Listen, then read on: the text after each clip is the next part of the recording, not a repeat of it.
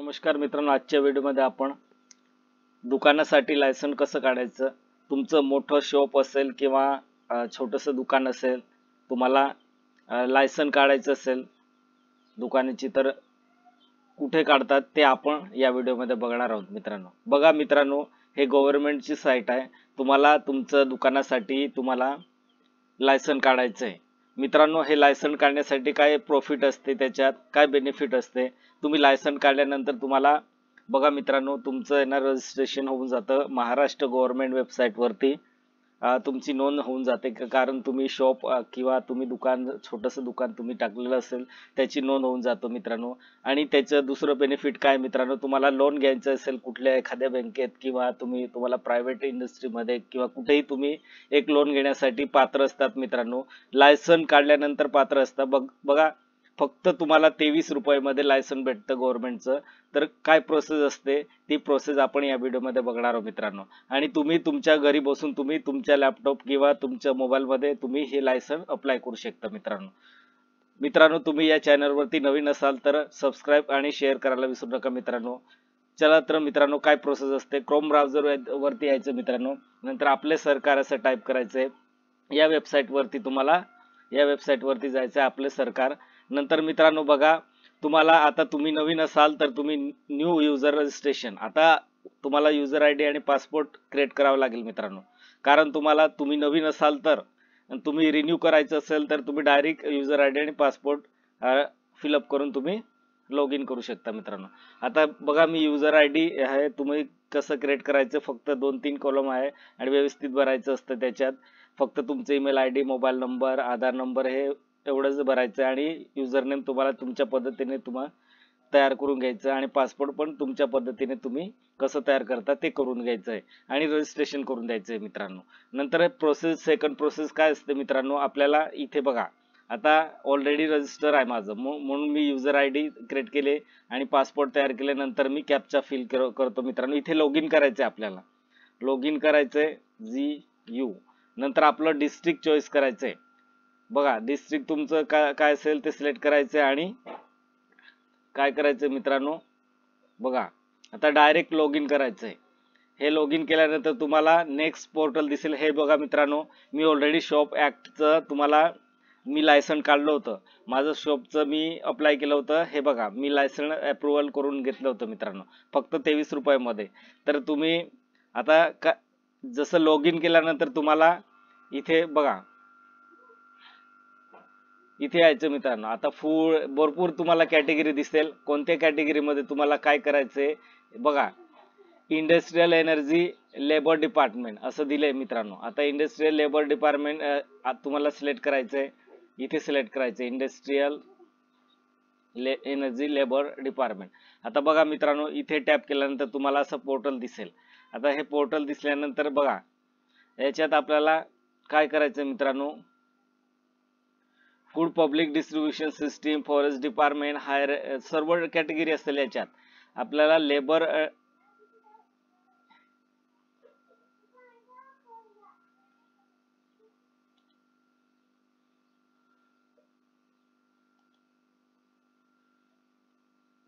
बघा मित्रांनो, आता हे आपल्याला फीडबॅक बघा, हे लायसन तुम्ही अप्लाय करत असताना तुम्हाला भरपूर नेटवर्कचा इश्यू येणार आहे, त्याच्याने लोडिंग घेतो मित्रांनो.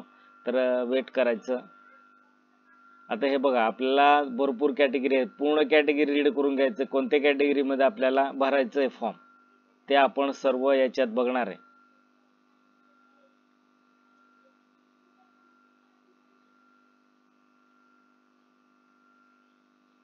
हे बघा, याच्यात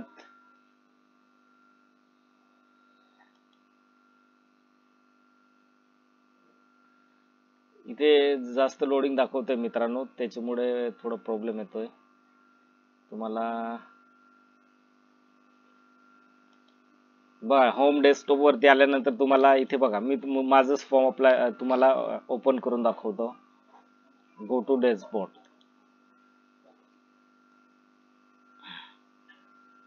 लेबर मॅनेजमेंट सिस्टीम. बघा मित्रांनो, आता तुम्हाला ऍप्लिकेशन भरायचंय, तर कसं भरणार आहे तुम्ही बघा, इथे असेल मी जे कॅटेगरी तुम्हाला चॉईस करावले ते ओपन करायचंय. ते केल्यानंतर तुम्हाला पुढची प्रोसेस अशी येणार आहे मित्रांनो तिथे टॅप केल्यानंतर. आता तुम्हाला ॲडव्हान्स सर्च असं म्हटलंय मित्रांनो. ॲडव्हान्स सर्च काय असतो हे मी ऑलरेडी अप्लाय केलं होतं त्याच्यामुळे असं दाखवतंय मित्रांनो. आता आपल्याला नवीन फॉर्म भरायचंय ते कुठे टॅप करायचंय, शॉप अँड इस्टॅब्लिशमेंट ऍप्लिकेशन इथे टॅप करायचं मित्रांनो. इथे टॅप केल्यानंतर तुम्हाला हे बघा application form, shop register, old user, self declaration, requirement document काय काय असते ते सर्व इथे असेल. सुरुवातीमध्ये तुम्हाला काय करायचंय, सेल्फ डिक्लेरेशन फॉर्म डाउनलोड करून घ्यायचं मित्रांनो. हे काय करावं लागतं आपल्याला, शेवटी अपलोड करावं लागतं, कारण सेल्फ डिक्लेरेशन पूर्णपणे हे भरून आपल्याला त्या ठिकाणी PDF मध्ये अपलोड करावं लागतं. तर आपल्याला हे पूर्ण बघा इथे ऑलरेडी सर्व भरलेलं असेल. इथे आपलं नाव टाकायचं आणि सिग्नेचर करून द्यायचंय. ज्यांचं नाव तुम्ही तयार करत असाल त्यांचं नाव आणि सिग्नेचर टाकायचं मित्रांनो. आता बघा मित्रांनो तुम्हाला नवीन फॉर्म भरायचंय. इथे ऍप्लिकेशन फॉर्म वरती टॅप करायचंय. इथे टॅप केल्यानंतर तुम्हाला हे बघा दोन तुम्हाला कॅटेगरी दिसेल, application form, shop establishment intimation और शॉप इस्टॅब्लिशमेंट रजिस्टर. आता दोन तुम्हाला कॅटेगरी दिसेल, शॉप इस्टॅब्लिशमेंट आणि शॉप इस्टॅब्लिशमेंट रजिस्टर फॉर. आता बघा मित्रांनो तो 0 तर 9 पर्यंत तुमचं वर्कर शॉप वरती काम करत असेल तर फर्स्ट ऑप्शन तुम्ही कॅटेगरी चॉईस करायचे.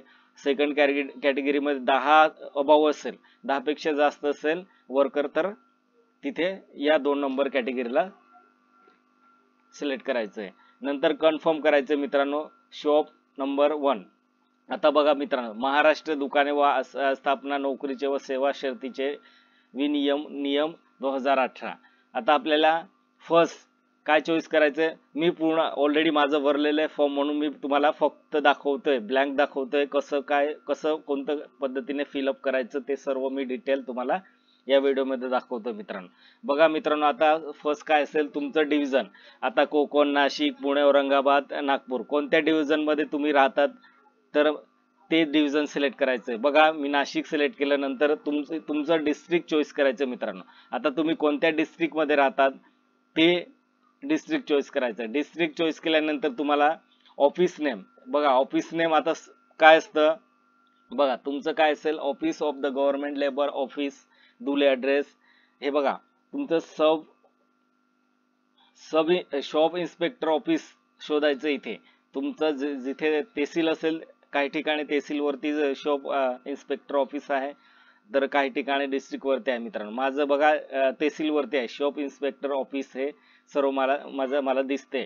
आता मी या ऑप्शन वरती टॅप करणार. इथे टॅप केल्यानंतर तुम्हाला आता स्थापनेचे नाव बघा, नेम ऑफ द एस्टॅब्लिशमेंट.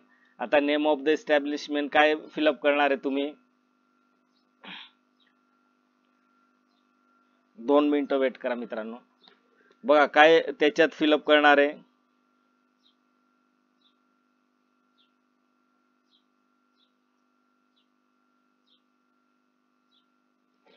दोन मिनिटं मित्रांनो.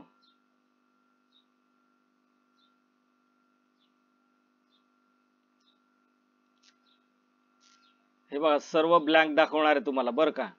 त्याच्यात काय होणार आहे, थोडं प्रॉब्लेम येतो, 2 मिनिटं वेट करा.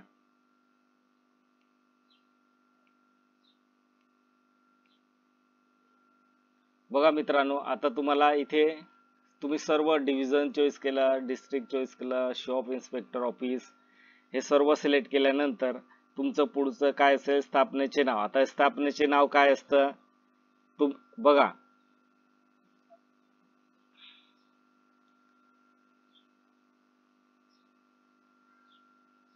वेट करा मित्रांनो.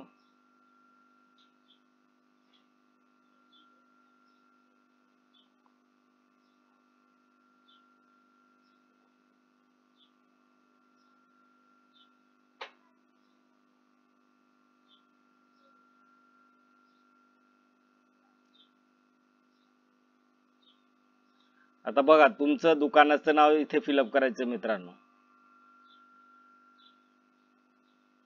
बघा इथे काय करणार आहे तुम्ही, शॉपचं नाव टाकायचं तुमचं.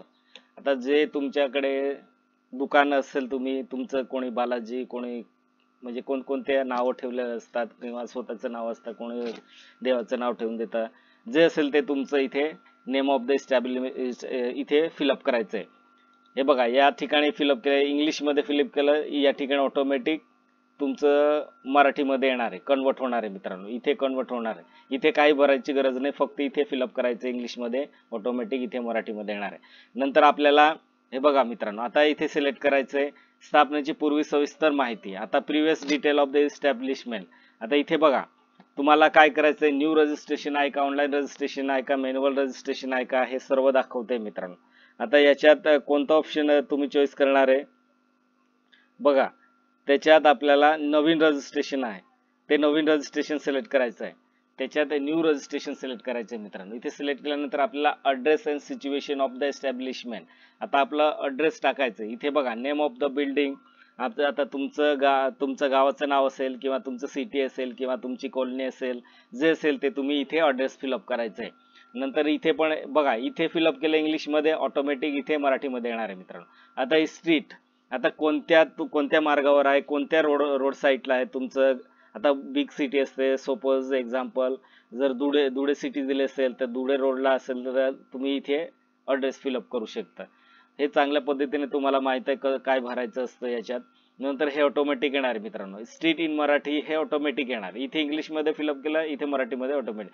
लँडमार्क्स तुम्हाला जसं बोललो, आता कोणत्या रोड साईडला असेल ते तिथे अड्रेस टाकायचंय. नंतर इथे ऑटोमॅटिक लोकॅलिटी, आता काय असेल तुमचं गाव असेल, कॉलनी असेल किंवा तुमचं एरिया असेल किंवा मोहल्ला असेल, जे असेल ते तुम्ही इथे फिलअप करायचंय. नंतर हे ऑटोमॅटिक येणार मराठीमध्ये. इंग्लिशमध्ये फक्त फिलअप करायचं. नंतर आपलं स्टेट ऑटोमॅटिक सिलेक्ट होणार आहे, कारण रजिस्ट्रेशन केलं होतं तेव्हा स्टेट सिलेक्ट केलं होतं मित्रांनो. आता डिस्ट्रिक्ट चॉईस करायचंय, तुमचं स्वतःचं डिस्ट्रिक्ट इथे फिलअप करायचंय. नंतर तालुका, नंतर गाव कॉलनी जे असेल ते तुमचं एरियाचं नाव इथे सिलेक्ट करायचं. कारण इथे तालुका सिलेक्ट केल्यानंतर तुम्हाला ऑटोमॅटिक इथे दिसणार आहे मित्रांनो.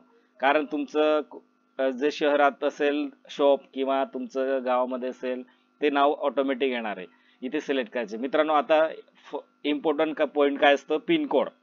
आता फक्त तुमच्या एरियाचा असेल तो पिनकोड टाकायचा मित्रांनो. काही गावामध्ये पिनकोड अवेलेबल आहे मित्रांनो, काही गावामध्ये नसेल, कारण तिथे डाकघर आहे म्हणून, ओल्ड डाकघर असेल म्हणून त्याचे तिथे पिनकोड दिले आहे मित्रांनो. आता सिटीमध्ये तर तुमचं एकच पिनकोड असेल, पण काही खेड्यामध्ये ना ते डाकघर तयार केले, ओल्ड डाकघर आहे, त्याच्यामुळे पिनकोड वेगळं असेल. पिनकोड ॲक्युरेट फिलअप करायचं. नंतर तुमचं मोबाईल नंबर, तुम्ही रजिस्ट्रेशन केलं असेल तेव्हा तुमचा मोबाईल नंबर दिसेल इथे automatic. Email I D fill up करायचे तुम्हाला. नंतर ओनरशिप. आता बघा मित्रांनो, आता तुम्हाला काय करायचंय, ओनरशिप काय असते बघा. इथे रेंटल, आता सेल्फ ओनर. आता तुमचं शॉप तुम्ही जिथे टाकलंय ते रेंटवर घेतलंय का, कारण रेंटवर घेतले असेल तर रेंट करायचं. सेल्फ ओनर असेल किंवा स्वतःची बिल्डिंग असेल, स्वतःचं सर्व असेल तिथे एरिया, स्वतःचं बिल्डिंग मध्येच तुम्ही शॉप टाकला असेल तर तुम्ही ते सेल्फ करायचे मित्रांनो. किंवा तुम्ही भाड्याने घेतले असेल तर रेंटल करायचं मित्रांनो. आता बघा मित्रांनो, हे काय भरायचं गरज नाही. फॅक्स नंबर, लँडलाईन नंबर हे काय भरायचं गरज नाही, फक्त सेल्फ ओनर करायचे. आणि बघा मित्रांनो, आता date of commencement of business, व्यवसाय सुरू केल्याचे दिनांक. आता तुम्ही केव्हापासून तुमचं व्यवसाय सुरू केला होता ती डेट ॲक्युरेट टाकायची मित्रांनो इथे. आता नेक्स्ट पॉईंट काय असेल, व्यवसायाचे स्वरूप, नेचर ऑफ बिझनेस. आता तुमचा बिझनेस कसला आहे आणि तुमचं त्याच्यात बिझनेसमध्ये आता तुम्ही बिझनेस करत आहे तर तुमचं व्यवसायाचे स्वरूप असेल मित्रांनो, ते आपल्याला इथे फिलअप करायचं आहे मित्रांनो.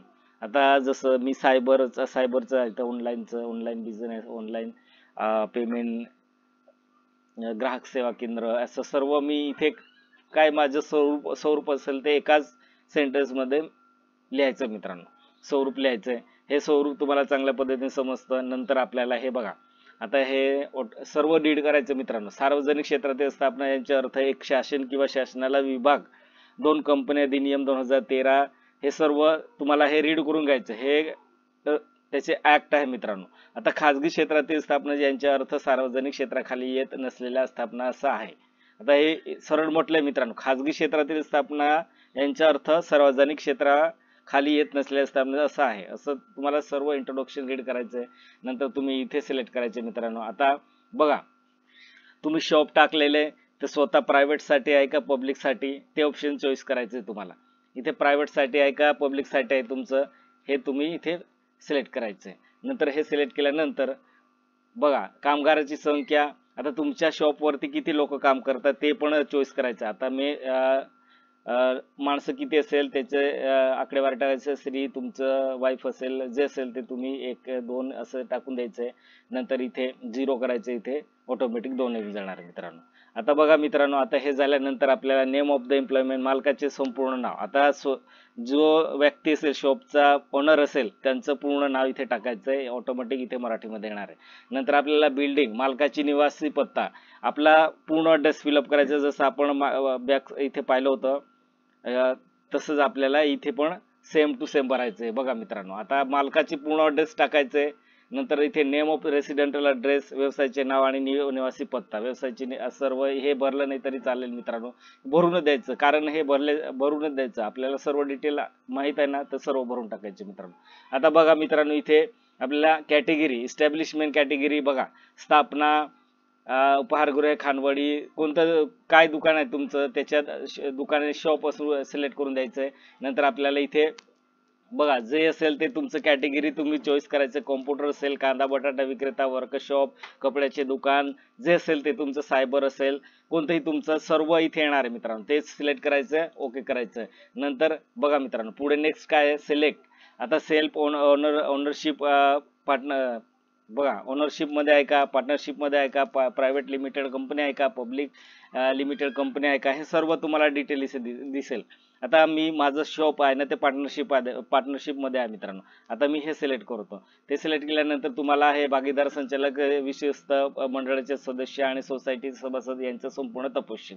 आता हे संपूर्ण त्यांचे तपशील आपल्याला संपूर्ण डिटेल नावासहित, त्याचं ॲड्रेस सहित, आधार नंबर, ईमेल आयडी सर्व इथे ऍड करायचे मित्रांनो. हे केल्यानंतर आपल्याला नेक्स्ट जायचं. व्हिडिओ जास्त मोठं होणार आहे मित्रांनो, कारण आपण ॲक्युरेट बघतोय म्हणून त्याच्यामुळे जास्त होत आहे. आता ऍड पार्टनर डिटेल्स असं म्हटलंय. डिटेल केल्यानंतर मित्रांनो हे बघा सर्व डिटेल फिलअप करावं लागते. आता जर ओनर केलं, इथे बघा सेल्फ म्हटलं ना, इथे बघा मी फक्त सेल्फ करतो कारण ते ओनरचं सर्व डिटेल मागतंय. आता हे बघा मित्रांनो, हे तर तुम्हाला एक्सप्लेन करून दिलं. आता सेल्फ डिक्लेरेशन, स्वयं घोषणापत्र आहे, तुम्ही सर्व रीड करून घ्यायचं, ऍग्री करायचं. ऍग्री केल्यानंतर सेव्ह डिटेल करायचे मित्रांनो. आता सेव्ह डिटेल केल्यानंतर हे बघा मी फिलअप नाही केलं त्याच्यामुळे असं दाखवते. नंतर नेक्स्ट स्टेप काय असेल तुमची, तुम्हाला फोटो, आधार कार्ड आणि डिक्लेरेशन फॉर्म जे आपण डाउनलोड केलं होतं ते सर्व आपल्याला अपलोड करायचे step by step. Photo, signature, Aadhaar card आणि डिक्लेरेशन फॉर्म हे अपलोड केल्यानंतर तुमचं शॉप लायसन क्रिएट होऊन जाईल मित्रांनो. नंतर आपल्याला पेमेंटचं ऑप्शन येणार आहे. पेमेंटचं ऑप्शन आल्यानंतर तुम्ही डायरेक्ट पेमेंट वरती जायचं मित्रांनो. हे बघा माझं ऑलरेडी मी तुम्हाला दाखवतो. होम वरती जाऊन मी केलं होतं. हे लास्ट स्टेप आहे माझी. हे ऍप्लिकेशन आयडी मी रिन्यू करण्यासाठी हे केलं होतं मित्रांनो. आता तुम्हाला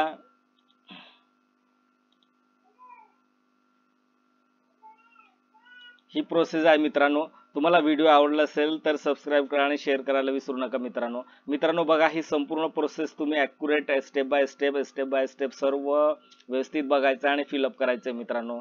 नंतर तुम्हाला हे तर डॉक्युमेंट कंपल्सरी अपलोड करावं लागतं आपल्याला. त्याची साईज असेल तिथे सर्व डिटेल दिले मित्रांनो नेक्स्ट स्टेपमध्ये. कारण मी इथे फॉर्म फिलअप केल्या नसल्यामुळे ते फोटो आणि सिग्नेचर आणि डिक्लेरेशन फॉर्म अपलोड करण्याचं ऑप्शन नाही आलं मित्रांनो. तर तुम्ही तुमचं डिटेल्स सर्व फिलअप करणार आहे ते सर्व येणार आहे मित्रांनो त्याच्यात. मग तुमचं फॉर्म सबमिट केल्यानंतर तुमचं पेमेंटचं ऑप्शन येणार. पेमेंट तुम्हाला कसं करता तुम्ही, डेबिट कार्डने, क्रेडिट कार्डने, गुगल पे, फोन पे, UPI जे असेल ते तुम्ही त्याच्याने पेमेंट करून द्यायचं. म्हणजे फक्त 23 रुपये पेमेंट करायचं. पेमेंट केल्यास लगेच तुम्हाला मेसेज येणार आहे. तुमच्याच लॉगिन आयडीला तिथे बघायचंय, तुमचं तिथेच सर्टिफिकेट जनरेट होणार आहे मित्रांनो. जय हिंद, जय महाराष्ट्र.